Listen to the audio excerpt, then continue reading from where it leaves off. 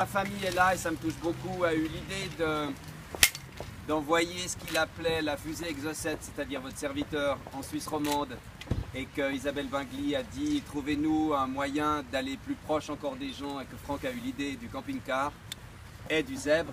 Il avait eu cette phrase dont je me souviens très fort quand le zèbre est arrivé sur le parking de la radio, parce qu'en fait il a été peint à Fribourg et on l'avait pas vu avant qu'il arrive.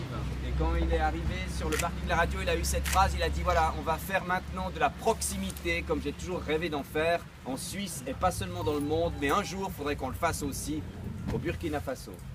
Et moi j'ai pris ça pour un message clair, me semble-t-il, pour dire que l'avenir de ce camping-car, de ce zèbre, que l'on doit à Franck principalement, mais aussi à Isabelle qui est là, et puis à tous ceux qui ont mené ce projet avec nous, que l'avenir de ce zèbre, en fait, devait ne pas être à la casse ni dans un musée, mais auprès de nos amis de la Voix du Paysan avec lesquels on travaille depuis des années et qui méritent à un moment donné aussi d'avoir des moyens de faire leur travail plus que correctement.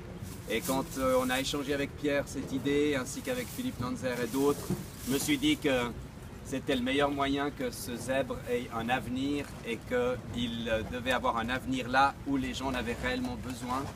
Et donc je voulais remercier toutes celles et tous ceux qui ont permis la réalisation de tout ça, c'est-à-dire qu'à partir du moment où le zèbre était cassé à cause de moi, eh ben, il a fallu trouver un certain nombre de gens qui nous aident à retaper le camping-car, ce qui a été fait. Des financements aussi, parce que ça c'était pas gagné d'avance, parce que retaper un camping-car comme celui-ci gratuitement, c'est jamais la garantie qu'il soit dans une bonne façon de rouler. Donc on a trouvé, enfin Pierre a trouvé, on a trouvé des financements et voilà. Alors je passe les clés du zèbre à Pierre. Je vois une pensée très particulière pour Franck et je voulais remercier sa famille d'être là. Pour moi, ça a été le mentor de toute une vie et pas seulement le mentor de l'animateur radio ou télévision, c'était le mentor de toute une vie.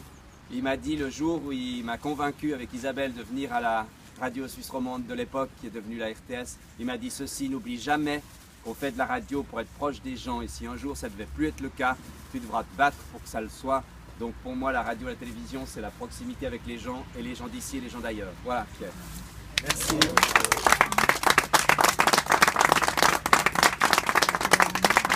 Ne faites pas les cons sur la route. Oh hein.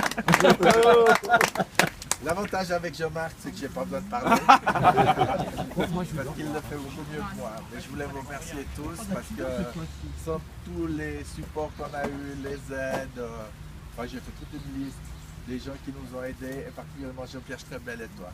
Merci. Merci Pierre, merci. Beaucoup d'émotions et puis surtout merci beaucoup à chacune et à chacun. Et tout à l'heure, je voulais dire à la famille que je vais aller faire un petit tour sur la tombe de Franck. Voilà. Juste en partant et en rentrant en Valais. Pour moi, c'est important. La dernière fois que je suis allé, c'était pour déposer un zèbre, un petit zèbre, et là, ce sera pour l'émotion. Et surtout vous dire aussi qu'on va suivre votre voyage. On va vous surveiller de près. Ouais. Et puis on se réjouit que ce zèbre arrive à Waiguia. On ne sait pas encore si ça se fera l'accueil à l'arrivée ou si on ira au moment où la fleur est là pour voir comment il l'utilise. Parce que c'est ça qui est le plus important maintenant. C'est pas seulement que le zèbre soit arrivé, mais c'est aussi que le zèbre soit utile sur place. Vous connaissez le projet. Il y a des discussions aussi avec Terre des Hommes un peu. Il y a Pascal Pitet qui est là. Pour voir si on ne peut pas financer peut-être quelques projets aussi de sensibilisation sur place avec le zèbre, puisque l'idée de la Voix du Paysan sur place, c'est pas seulement de l'utiliser comme studio de radio, mais c'est surtout de l'utiliser pour faire de la prévention et de la sensibilisation à travers la radio, à travers la troupe de théâtre, et puis de faire ce qu'on a eu comme philosophie au départ.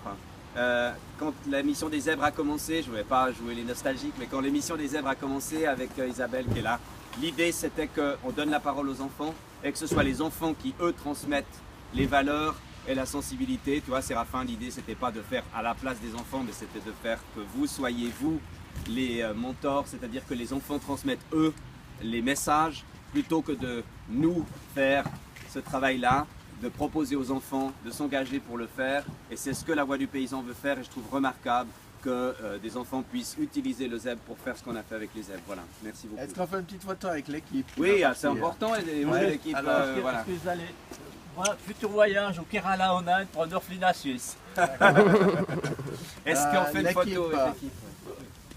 Alors, Je vous laisse la place, l'équipe. bien. Et puis Séraphin, tu es avec nous?